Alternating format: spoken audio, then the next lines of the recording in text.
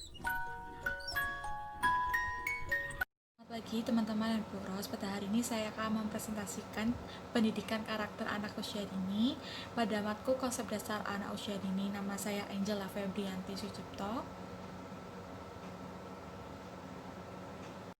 Materi yang akan saya sampaikan yaitu yang pertama pengertian pendidikan karakter, kedua nilai-nilai pendidikan karakter, ketiga fungsi pendidikan karakter, empat tujuan pendidikan karakter, dan lima metode pembelajaran pendidikan karakter. Pengertian pendidikan karakter merupakan upaya untuk menanamkan perilaku yang terpuji pada anak itu, baik itu terpuji pada perilaku saat beribadah, perilaku sebagai warga negara yang baik, perilaku berinteraksi dengan orang lain dan lingkungan sekitar, dan juga perilaku terpuji yang bermanfaat bagi kesuksesan hidupnya nanti. Berikutnya ada nilai-nilai pendidikan karakter. Yang pertama, religius. Maksudnya dengan sikap dan perilaku yang patuh dalam melaksanakan tugas atau kewajiban agama yang dianut oleh anak itu.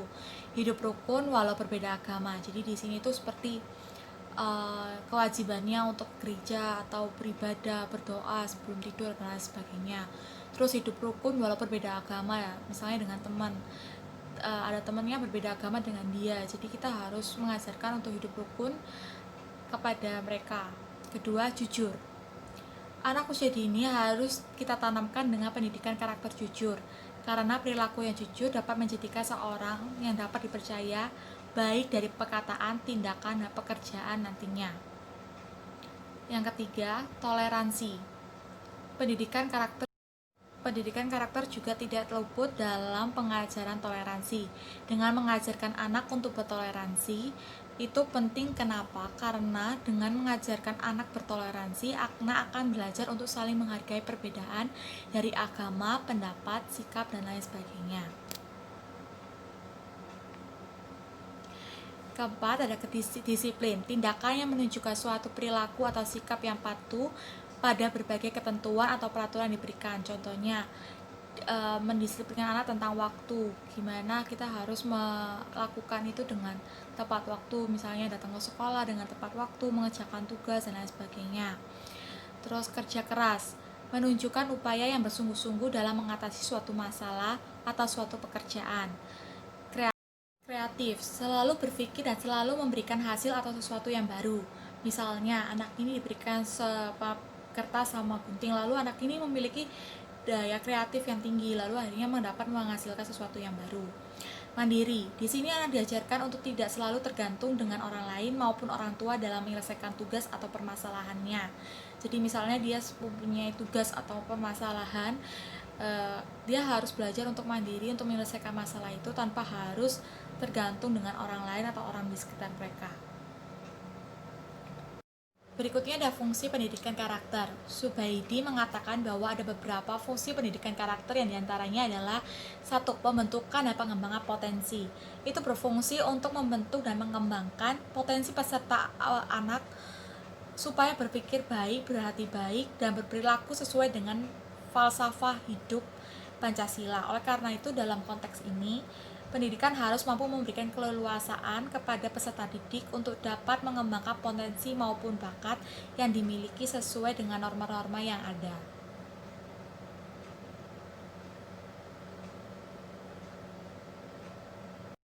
Kedua, ada perbaikan dan penguatan. Fungsi perbaikan dan penguatan dimaksudkan bahwa pendidik karakter berfungsi memperbaiki dan memperkuat peran keluarga, satuan pendidikan, masyarakat, dan pemerintah untuk ikut berpartisipasi dan bertanggung jawab dalam mengembangkan potensi warga negaranya dan membangun bangsa menuju bangsa yang maju, mandiri, dan sejahtera. Ketiga, ada fungsi penyaring. Fungsi yang terakhir dari pendidikan karakter menurut Subaidi yaitu fungsi-fungsi penyaring.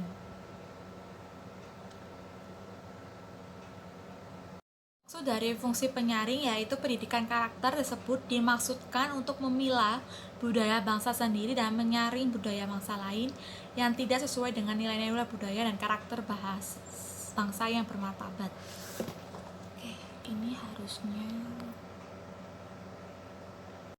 Maksud dari fungsi penyaring yaitu pendidikan karakter tersebut dimaksudkan untuk memilah budaya bangsa dan menyaring budaya bangsa lain yang tidak sesuai dengan nilai-nilai budaya dan karakter bangsa yang bermartabat.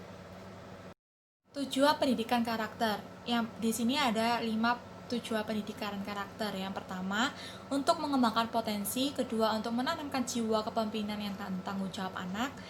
Ketiga, mengembangkan kemampuan anak untuk menjadi seorang yang mandiri, kreatif, dan berwawasan kebangsaan. Keempat, mengembangkan kebiasaan dan perilaku anak yang terpuji dan sejalan dengan nilai-nilai dan tradisi budaya bangsa yang religius. Kelima, mengembangkan lingkungan kehidupan sekolah sebagai lingkungan belajar yang aman, jujur, dan dengan rasa kebangsaan yang tinggi serta penuh kekuatan. Berikutnya ada metode pembelajaran pendidikan karakter. Yang pertama, metode keteladanan, yaitu suatu metode intuitif yang sangat meyakinkan keberhasilannya saat mempersiapkan dan dalam membentuk moral spiritual dan sosial pada anak. Kelebihan dari metode ini adalah dapat menciptakan hubungan harmonis, mendorong orang tua atau guru untuk selalu berbuat baik karena hal itu yang akan dicontohkan oleh anak-anak, agar tujuan pendidikan lebih terarah dan tercapai dengan baik. Contoh dari kelebihan metode keteladanan itu seperti kita mengajarkan anak itu jujur, lalu anak itu akan dapat menciptakan hubungan yang harmonis karena anak itu jujur, tidak melakukan kesalahan atau kebohongan. Kelemahan dari metode tersebut adalah jika figur yang kita contohkan tidak baik, maka anak akan cenderung mengikuti yang salah, tidak menerapkan dalam kehidupan sehari-hari, maka akan membuat anak mengikutinya. Contohnya, tidak berkata jujur atau berbohong. Nah, itu adalah suatu kelemahan dari metode ini karena anak cenderung akan mengikuti kesalahan sampai dia nanti dewasa kelihatan. Kedua, ada metode pembiasaan, yaitu salah satu cara untuk dapat kita lakukan untuk membiasakan anak untuk berpikir, bersikap, dan bertindak sesuai dengan ajaran yang kita ajarkan. Contohnya, saat mengambil makan atau memberi makan kepada teman atau saudara harus menggunakan tangan kanan. Lalu kedua, membiasakan anak untuk mengucapkan permisi saat lewat di depan orang banyak. Lalu ketiga, contohnya adalah selalu berdoa sebelum makan. Nah, kelebihan metode pembiasaan ini, anak dapat menjadi seorang anak yang lebih sopan, dapat menghemat tenaga dan waktu dengan baik. Ketiga, yaitu kelemahan metode pembiasaan. Jika telah tertanam kebiasaan buruk, maka akan sulit untuk dihilangkan, memerlukan pengawasan, membutuhkan stimulus. Contohnya dari kelemahan itu kayak tidak diajarkan anak untuk berdoa sebelum makan. Nah, itu akan membuat dampak yang buruk nanti saat dia besar nanti, jika itu tidak akan dilakukan dengan benar atau diberitahu tentang cara yang baik. Ketiga, ada metode bercerita, yaitu salah satu cara penyampaian materi pembelajaran yang melalui kisah-kisah atau cerita yang dapat menarik perhatian peserta didik.